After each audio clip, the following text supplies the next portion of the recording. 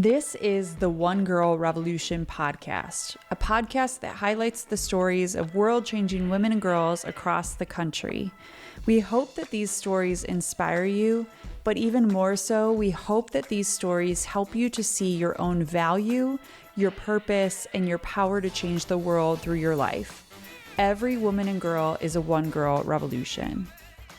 Welcome back to the One Girl Revolution podcast. I'm your host, Kate Milligan, and as always, I'm honored to bring you the stories of incredible women and girls who are making a difference in the world. Today's guest is Katie Stagliano, the founder of Katie's Krops, a nonprofit that started with a single cabbage and has grown into a nationwide movement fighting hunger, one garden at a time. As a third grader, Katie grew a 40-pound cabbage. Yes, a 40-pound cabbage in her backyard. But instead of just marveling at its size, she saw an opportunity to feed people in need. Katie donated that cabbage to a local soup kitchen where it helped feed over 275 people. And that simple act of kindness sparked a mission. Katie's Krops was born. Now, Katie's Krops empowers kids across the country to start and maintain their own gardens to fight food insecurity in their own communities. With over 100 youth-run gardens in more than 30 states, the impact of this movement is huge, providing fresh produce to soup kitchens, shelters, and families in need. In this episode, Katie shares the incredible journey of growing her nonprofit, the challenges and triumphs of feeding communities, and how every single one of us can make a difference, no matter our age. Her story is proof that one simple act, one small kindness, one small seed, or one big cabbage can change the world. So let's get into it. Here's my conversation with Katie. Katie, welcome to the One Girl Revolution podcast. Thank you so much for having me. I am so excited to be here. I am so excited to have you on, and I can't wait to talk about your incredible work, your incredible story. And your story is actually one of my favorite types of stories that we highlight on this podcast because I just randomly was Googling one day and stumbled upon your story and then was reading all about your incredible work with Katie's Krops and reading about your own story. And I was like, I have to have this girl on. And I know you're so incredibly busy all throughout the year. And so thank you for making the time to be on the podcast. I'm really excited to talk to you. Thank you for having me, and thank you for what you do. I think it's incredible, all the stories that you highlight. Oh, thank you so much, Katie. Well, before we get into Katie's Krops and the work that you're doing, and I want to hear the whole story about how that came to be, I would love to rewind and just hear a little bit about your own journey, your own story, who you are, where you're from. Would you be able to share with our listeners a little bit about that? Yes. So I am 26 years old and I live in Charleston, South Carolina. And my story really kind of begins when I moved to Somerville, just outside of Charleston. I moved when I was 7 years old, and moving to Somerville and kind of just experiencing life in a different way. I was born in Connecticut, and when we moved, the pace of life is a lot different down here, and I was really able to reconnect with nature and just reconnect with small town living, which was incredible. I'm so grateful for the community that I grew up in. So I went to the same school from elementary school, graduated from high school there, and really got to know my community, got to be invested in my community, which was incredible for me. I met so many amazing people, so many people that I look up to and that have kind of helped shape me to who I am today. I loved swimming growing up. I did swimming all through elementary, middle, high school, and I also loved being outside, going to the beach. I was so lucky to live so close to the beach. And then after graduating from high school, I went to the College of Charleston and was able to graduate from there in 3 years with a degree in communications and a minor in leadership change and social responsibility.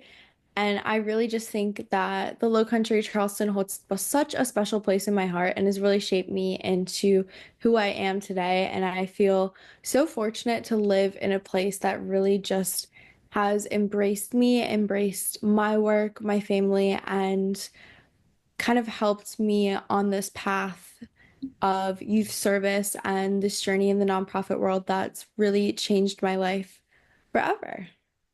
Well, your heart is so much a one girl revolution, talking about communications and making a social impact. And I know that you're doing so much through Katie's Krops, but I want to talk about this moment in third grade because you had a really transformative experience. And as I was reading your story, Katie, I was actually laughing because my sisters, when they were in second and third grade, they were sent home with little tadpoles, and one of them still is alive 30 years later. And so I was like, teachers in third grade, be careful what you send your kids home with because you never know how long the journey is going to be. But I think what's cool about your story is you were sent home with a cabbage seedling. And that was what changed your life and changed your trajectory and really led to Katie's Krops. Can you talk about that? Yes. So when I was in the third grade, I got sent home with a tiny cabbage seedling as a part of the Bonnie Plant's third grade cabbage program, and took this seedling, planted it in my backyard.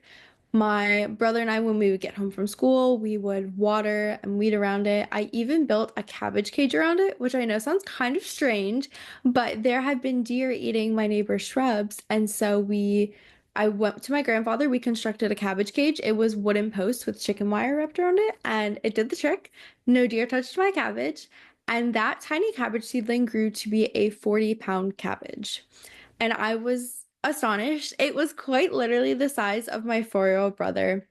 And I didn't even know vegetables could grow to be that big. I was like, oh my goodness, what does one do with an enormous cabbage?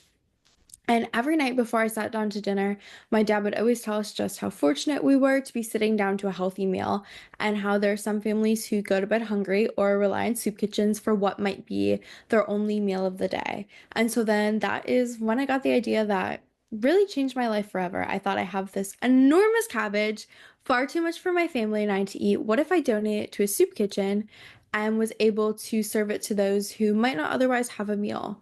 So one Wednesday morning back in May of 2008, I brought my cabbage to a local soup kitchen, Tri-County Family Ministries in North Charleston, South Carolina. And I was blessed to come back that Friday and serve it to 275 guests of the soup kitchen. And it really was just such an incredible and life-changing moment, because not only did I get to see each and every person that my cabbage helped to feed, I got to interact with them. They gave me hugs. They said thank you. It was really the sweetest moment, and it opened my eyes to the issues of hunger and food insecurity and how it's families just like mine who had fallen down in hard times. I saw kids, my brother and I's age there, and really just getting to see everything firsthand and experience being able to give back to them and hear what an impact it made for fresh produce to be donated to the soup kitchen, because they often don't get donations of fresh produce, which is so important, especially for young children, for those who are trying to maintain a healthy diet, for the elderly, those who are dealing with various illnesses. It's vital that you have a proper nutritious diet.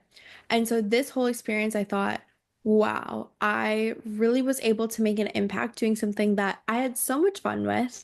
And I was like, if one cabbage can help to feed 275 people, then imagine how many people an entire garden can feed. And that day, it was like something just clicked, and I was like, this is what I'm going to do with my life. This is what I'm going to do. I am going to start a garden, and I'm going to donate the produce to help feed those who are struggling with hunger and food insecurity. And from that day on, my life was just forever changed. Women and girls are making history every single day, changing the world through their voices, their lives, and their actions. And now it's time to celebrate. March is Women's History Month, and we are coming in with a bang.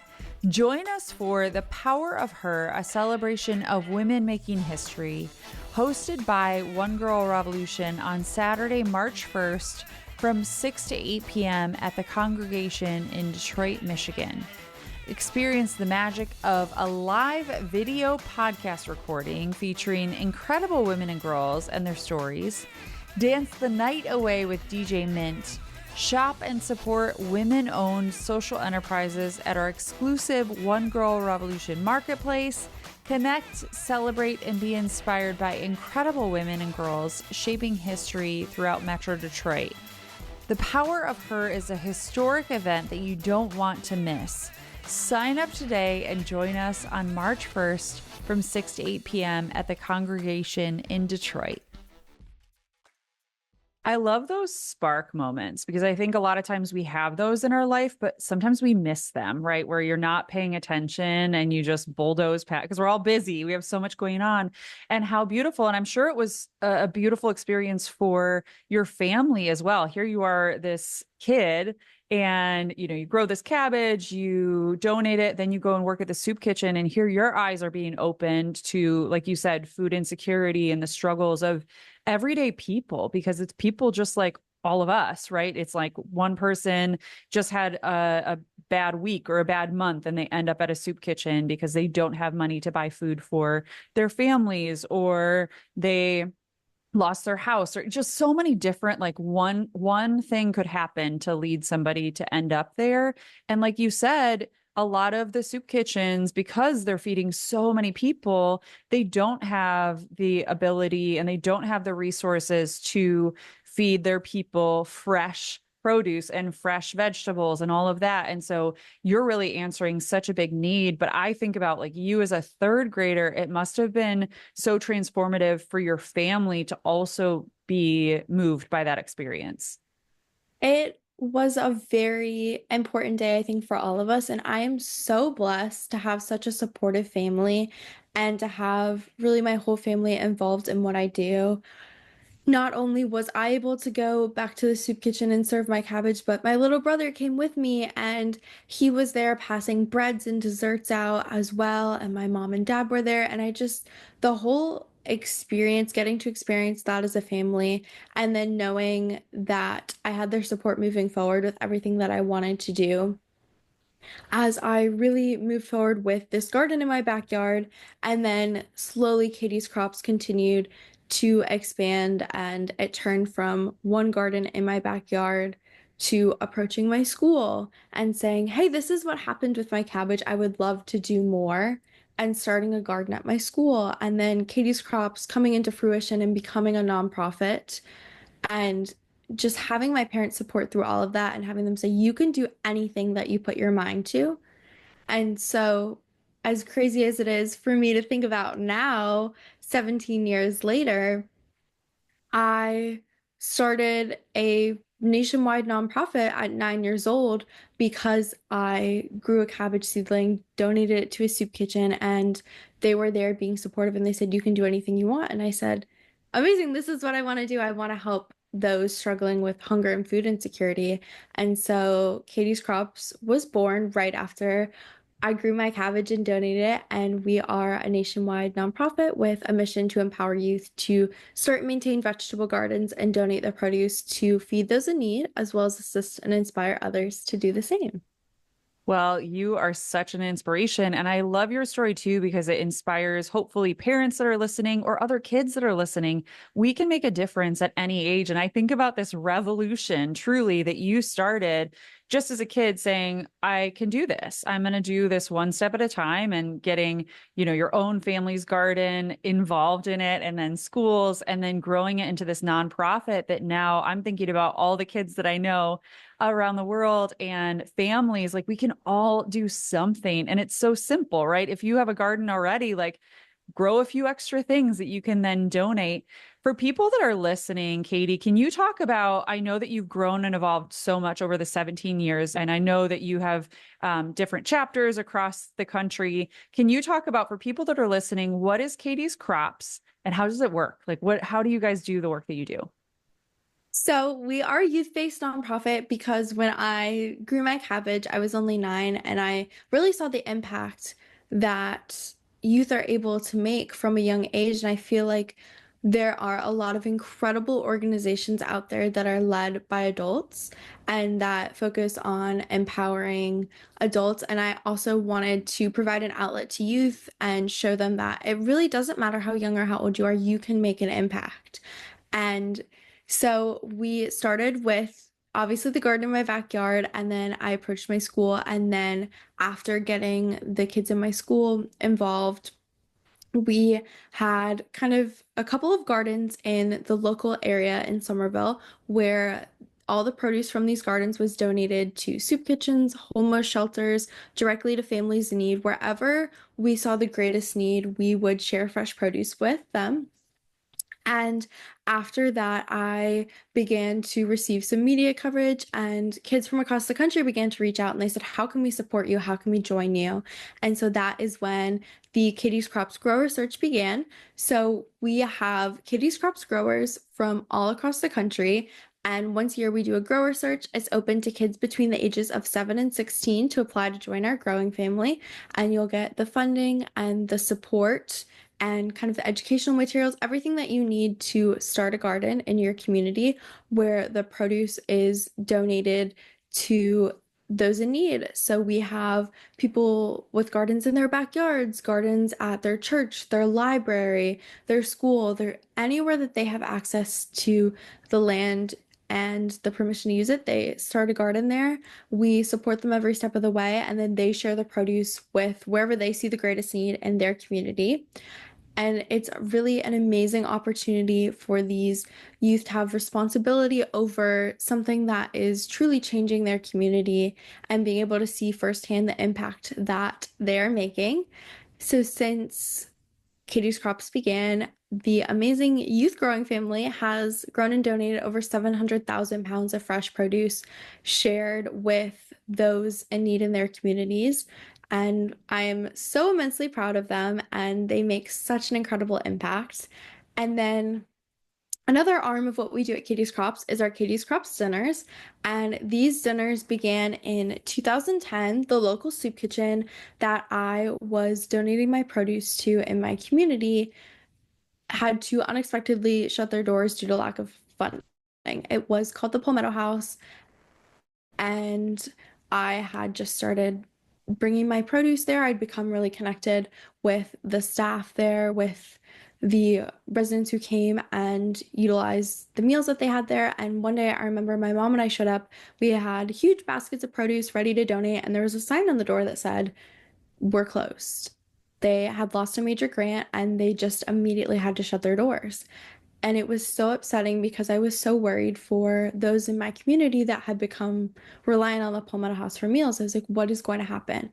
And that was another really transformative moment for me because I thought, well, we have these gardens full of fresh produce. What if my friends and I came together and we prepared the meals for those in need in the community? And so that is how the Katie's Krops dinners are born. We do monthly dinners. They're hot, healthy, fresh, and free dinners for anyone in need in the community. We base it off of what we have growing in the garden. Whatever we can't grow, we purchase. And these started off as meals where we do between 150 and 200 meals, sit-down meals once a month. And that continued on for 10 years until 2020 when COVID hit. And then we really had to look at the way that we were doing things and adjust the model to make an impact and to make it safe for everybody, and also to meet the continued growing need from people who were no longer getting reduced price breakfasts and lunches at schools, people who had lost their job, who were sick or in quarantine. So we transformed, and instead of doing sit-down dinners for 150 to 200 people, we actually started doing a drive-through distribution. So we utilized the parking lot of the church that we had previously served inside in. And instead of doing between 150, 200 meals, we ended up doing, started out at 500 and then grew to 700 meals. We would do these meals instead of once a month, once a week at the local church. And so we'd have the guests drive up, we provide them with meals, bread, milk, desserts, just everything that we were able to help them during these tough times. And in addition to the meals that we gave in person, we also had delivery drivers go out to those who were in quarantine, who had COVID without transportation, and provide meals to them to ensure that they also had access to something healthy to eat. And so that has been the new model that we continue to operate with for our Katie's Krops dinners. We've gone back to doing them once a month, but we still do 700 meals once a month. We still do over 250 deliveries every month to homeless encampments, to senior citizens, those who are medically fragile and without transportation. And we have served over 100,000 meals since beginning the Katie's Krops dinners back in 2010. So that has been an incredible journey as well. And then the final arm of what we do is our kind of educational programming. So we have in our flagship garden, we have an outdoor classroom. We opened the outdoor classroom in March of 2021 when kids were still doing virtual learning. I thought we have this beautiful garden. People can come outside, they can be safe and socially distant, and they can really learn from nature. And so that is how our outdoor classroom was born. Now we do a lot of incredible educational programming for those in the Charleston area. We bring in organizations that come and teach different teachers. We do arts and crafts. We learn about composting, recycling, pollinators, spring and fall gardening. I mean, you name it. And we've taught a class about it there. And it's been a great way to bring new faces to the garden, to introduce kids to where their food comes from, to being good stewards of the earth and just learning more in nature. And that's also been a great way for us to bring younger volunteers into the garden. So now I would say our core group of volunteers in our flagship garden are between the ages of 1 and 10, which is just amazing to see how they really take ownership of what they do. They know the garden like the back of their hand, and they're proving that it doesn't matter your age, you can make a tremendous impact in the world. So those are kind of the three arms of what we do at Katie's Krops, but we really focus on empowering youth to make an impact and to provide fresh produce to our neighbors in need, and really to do it while being sustainable, being good stewards of the earth, and teaching other people the importance of doing the same. I am just sitting here, first of all, in awe, Katie, that you're able to do so much. I'm like, when does this girl sleep? Because you're doing so much. And I know you have other volunteers and other support systems, but the work that you're doing is also so transformative in this world. And I'm thinking about the ripple effects that it has, working with these kids, and you never know the work that they're doing with you or on their own to feed those in their own communities, the ripple effect that it has on not only their lives, but those that they're serving, their friends, their family. And it's so simple, the work that you're doing. So I just am absolutely in awe of the work that you're doing. And I can't wait to see where you go from here. And I just can't wait to see where it grows and evolves, because I know you've grown and evolved so much over the 17 years. I'm so curious, Katie, and I'm sure there are so many stories. So it's kind of going to be hard, I'm sure, to like narrow it down to one or two, but I'm thinking about, first of all, the people that you're serving. Is there a story of someone that you could share that has been helped through the work that you're doing? And then on the other side, is there someone that maybe is a volunteer that you've seen this work be transformative in their life? Maybe it was a kid that didn't really want to do, was being dragged or encouraged by their parents. We've all been there. That then they just found their life's purpose, and were really, their life was changed through the work that they're doing with you. Yes, and that is so hard because there are just so many incredible people that I meet that have amazing stories. I think that at our Katie's Krops dinners, we really get to see just the most amazing people, hear their stories and hear what they've been through, and get to celebrate the exciting things too. I've developed such a close relationship with all of our dinner guests. And so there are a lot of different stories from them.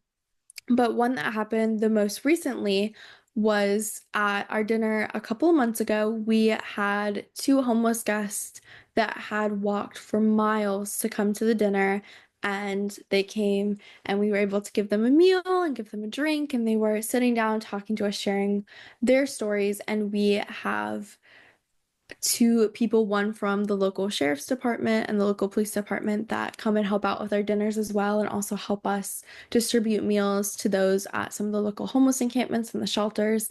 And they were sharing their story about how they ended up becoming unhoused and what their lives used to look like and what they looked like now, and really their greatest needs and their hopes for the future.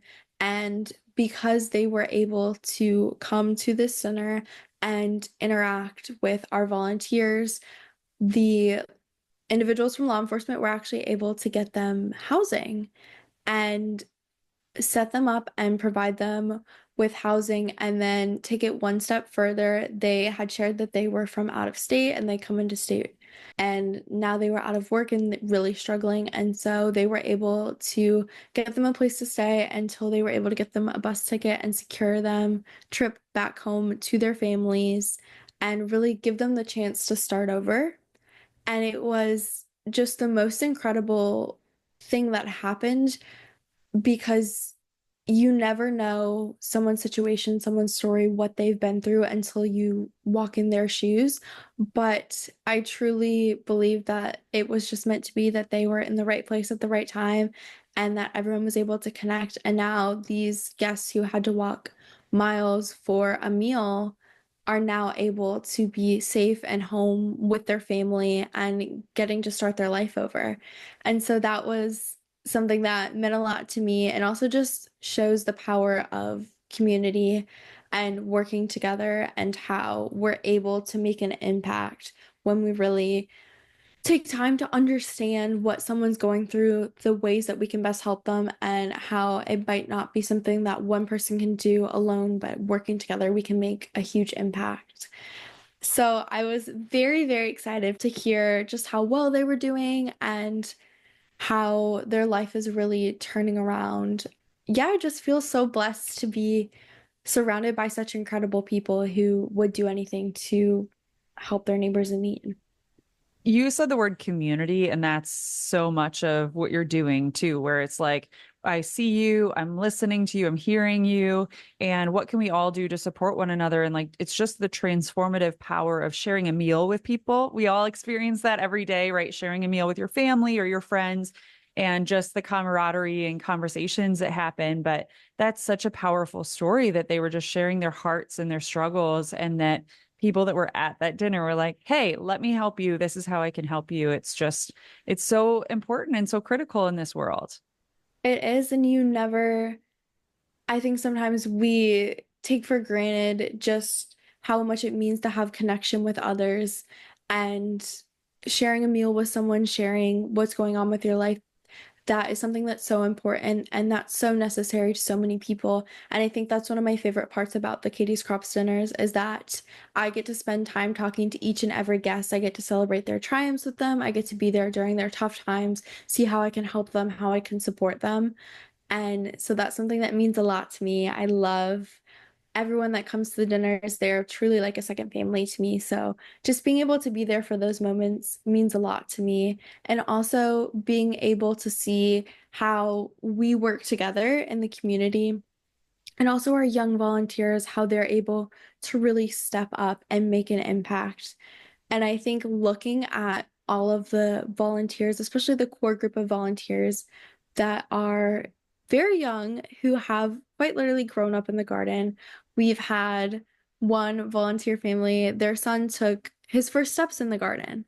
We had a little girl say her first words in the garden, and it was just the most amazing thing. And these kids continue to come out, and you can really see the change in them, see how they truly take leadership, take ownership, and know the impact they're making. And so I think just watching them grow up in the garden and grow as leaders. There's this little girl, Lily, and I just love her so much. She first came to the garden on Martin Luther King Day when she was 3 years old. And we were doing a service project. We were giving people seeds and little peat pot cups so that they could start seedlings that we could share with our dinner guests. And so I met Lily. She was so excited to come up to the garden. She'd actually read my book, Katie's Cabbage, and so she was so excited to meet me, and it was so sweet. Her mom said that she woke up in the middle of the night because she was like, "Oh my gosh, is it morning yet? Do I get to go to the garden?" And was literally so excited. And so they began coming up to volunteer more, and we became really close with Lily and her family. And now, flash forward, and Lily is 8 years old, and just getting to see how she has grown throughout the years and the just the impact that she has been able to make. When she was 6, she became our volunteer of the year. She was our youngest ever volunteer of the year. She spent more hours in the garden than any adult. And she also has her own garden now where she shares produce with her local library. She lives in a rural area, and so she's able to get fresh produce to those who really live out there and live in a food desert and make such an impact. She helps at our Katie's Krops dinners now as well. I mean, just to see the ways that she's grown and how empowered she feels and how she is really changing the world and has been growing into this just incredible, bright leader just means the world to me to see that I was able to be a part of that for her and the impact that she's making and proving that it really doesn't matter how young or how old you are. I watch her go up to people and share about Katie's Crop, share about ways that they can get involved, share about how they can be there and help their community, and just it's incredible. She's so sure of herself. She is just really growing into an amazing person and going to be one of the leaders of the next generation. So it's really cool for me to be able to be a part of these incredible kids' stories as they make their way in the world. Every woman and girl has a story, and their stories have the power to change the world, but we need your help to keep telling them. For just $6 a month, you can support One Girl Revolution and help amplify the voices and stories of world-changing women and girls. Your support means more stories, more inspiration, and a bigger impact. Join us today. Please visit onegirlrevolution.com/donate to give and be a part of the movement. Service is so transformative for kids. And I know you know that from your own experience. And I was involved in all kinds of volunteer efforts from a very young age. And my parents just kind of followed, similar to you. It's like they just sort of followed what I wanted to do and supported it. And I'm sure there are so many parents that are that same way with these kids that are volunteering with Katie's Krops. It takes a family sometimes to support them, especially driving them here and there and picking the crops and delivering them and doing all of that. But it's so important. And this is a shout out really to all of the parents who are listening. Get your children involved in some community effort, whether it's Katie's Krops or something that's more local wherever you are, or partner with Katie's Krops and do it in your own community and support your own community in that way. But it's so transformative for young people to give back and to have these service opportunities. So I just think it's incredible, Katie, what you're doing through Katie's Krops. And I want to know, where do you go from here in your dream of dream worlds? I mean, you're doing so much. And again, I don't know how you do it all and actually sleep. But what are in your dream of dream worlds, what are your big hopes and dreams for Katie's Krops and where you go from here? In my dream of dream world, I would love to see Katie's Krops expand to all 50 states. We're getting very close, but to expand to all 50 states and then expand internationally, that's a big goal of mine. We currently do have 2 gardens in Africa that were started by Katie's Krops growers that had gardens here in the States and felt so passionately about it that they actually traveled to Africa to help start gardens there as well, which is amazing. And that's a huge goal. And ultimately, I think the biggest goal of Katie's Krops is really to be a part of the solution in the fight against hunger. I know that just individually and even as an organization, we are not going to be the sole solution, but working together, I'm a firm believer that the change that we can make will be incredible. And working together, we can solve world hunger. And so I think ultimately that is the goal of Katie's Krops, but we really just want to continue to expand, to continue to reach as many kids and families as possible, and also to empower as many people as possible to show them the impact that they can make in their communities, that their age doesn't matter, that it doesn't matter how large or how small your efforts are.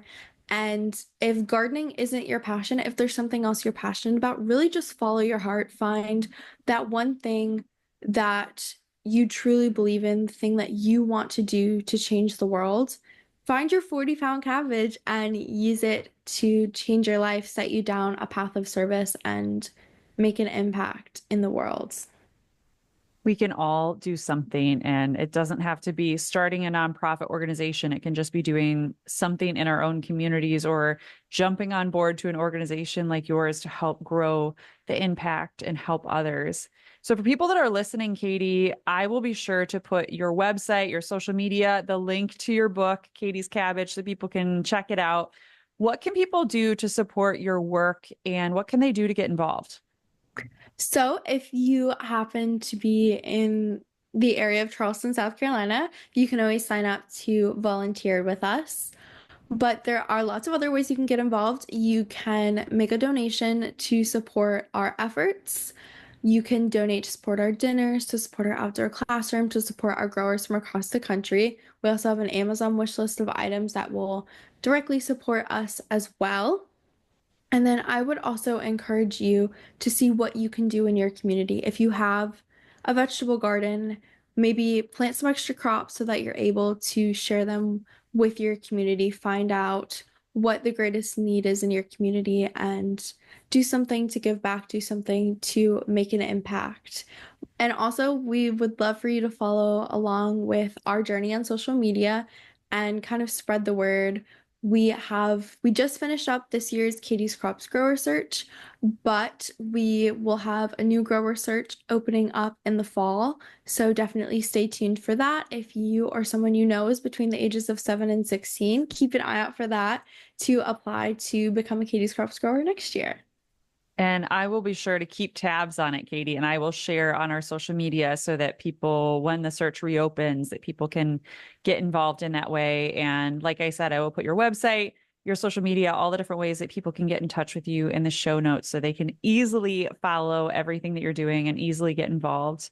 Katie, I started asking this question on this podcast a couple of months ago because I'm just always so curious. Obviously you're so passionate about the work that you're doing and, you work so hard. Some days I'm sure are really fun and great and you see all the like positive fruits of what you're doing. And I know simultaneously there are also really difficult days where you're like beating your head against the wall, like, come on, why isn't this working out? Because I have those days, both ends of that on a daily basis. But if you could get to the very root of why you do what you do every single day, why you care so deeply about the work that you're doing, why you care so deeply about these kids that you're working with, why you care so deeply about those that you're serving, what would you say that root is? I think for me, the root is really just the relationships that I've created with the people that I'm helping, with our volunteer base, with our supporters. I think that's really what drives all of this. I truly view our Katie's Krops dinner guests and the people that we help as a second family to me, and I would do anything for them. And they continue to inspire me to see what they've been through, to see the struggles they've gone through, and then to celebrate the triumphs, their kindness, their hope. It's just so inspiring to me, and I love them so much and just really would do anything to see them thrive. And the same goes for our incredible volunteers. I call the youth volunteers my tiny besties because they're just amazing and they truly are like my best friends. I probably spend more time with these kids who are 3, 4, 5, 6, 7, and 8 than I do people my own age. And I love it. I wouldn't trade it for the world. And getting to watch them grow up and become these incredible people and being a part of their journey and getting to have something that empowers them to make an impact in their community. And just all of these relationships that I'm creating are incredible and they really add so much to my life and help to shape me to who I am today. So I'm incredibly grateful for that. And I think that is what inspires me and continues to drive me when times are tough. I get to look at these incredible people and they just inspire me to keep going. Katie, you are a one girl revolution. And I think about this incredible revolution that you started at just 8 years old and how it's grown and evolved and how it's going to continue to grow and evolve through you as the one girl revolution who's leading the charge. But I'm so curious, who is a one girl revolution in your life? Who is a woman or girl that inspires you?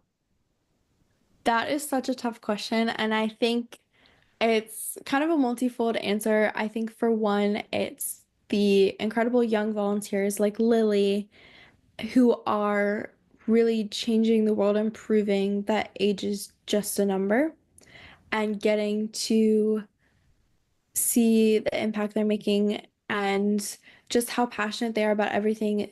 Lily and her friends took a class in the Katie's Krops outdoor classroom and learned that the monarch butterflies were an endangered species and now have created something called Team Monarch and have been working tirelessly to help save the endangered monarch butterflies. They're working to educate others. They've built a butterfly house to put pesticide-free milkweed and make it a safe haven for them. Like seeing how they take something that they're passionate about and run with it and the impact they're able to make, they are so inspiring to me. And I would also say my mom, who I am so lucky to get to work with every day. She and I get to run Katie's Krops together, and that is something that I'm so thankful for because I know not everyone has the opportunity to work side by side with their mom and have such a close relationship with them. And she has always been my biggest supporter, my biggest cheerleader. It doesn't, I mean, from when I brought home this tiny cabbage seedling and was like, hey, mom, I think that I want to build a cabbage cage around it. She wasn't like, oh my goodness, Katie, that is ridiculous. She was like, okay, cool, let's do it. And I was like, okay, now I need to find a home for my cabbage. She helped me find the perfect soup kitchen to donate my cabbage to. And every step of the way, she's always been like, you can do this. There's nothing that you can't do, and has always been someone that's encouraged me, stood behind me, and helped me to just kind of create this path and this journey that's changed both of our lives forever. So I feel very, very lucky to be surrounded by such an amazing, strong, independent women and see the impact that they're making and the difference they're making in all walks of life. Well, Katie, you are a one girl revolution and you are making such an impact in the world. And I can't wait to continue to follow your story. Like I said, I will put your website, all your social media links, ways that people can get in touch with you in the show notes. But before I let you go, I always end this podcast on one question. So I'd like to ask you, if you could leave women and girls around the world with one message, what would it be? I think my one message would be do not let anybody tell you what you can or cannot do. It doesn't matter your age, it doesn't matter how large or how small your efforts are. You follow what you're passionate about and you can truly change the world. One small action can change someone's life forever, and you may never have any idea of the ripple effects of the work that you're doing, but show them that age is just a number. It doesn't matter the size of what you're doing. You can change the world. Katie, thank you so much for being such a beacon of light and a beacon of hope in this world. And for everyone at Katie's Krops that are that same beacon of light in our world. Thank you so much, Katie, for being on the One Girl Revolution podcast. And thank you for all the incredible work that you do. Thank you so much for having me. I so appreciate it. And thank you for highlighting such incredible women and the work that they do. For more from One Girl Revolution, to listen to all of our podcast episodes, watch our Emmy-nominated documentary series, follow us on social media, donate to our nonprofit organization, and more, please visit onegirlrevolution.com. That's the number onegirlrevolution.com.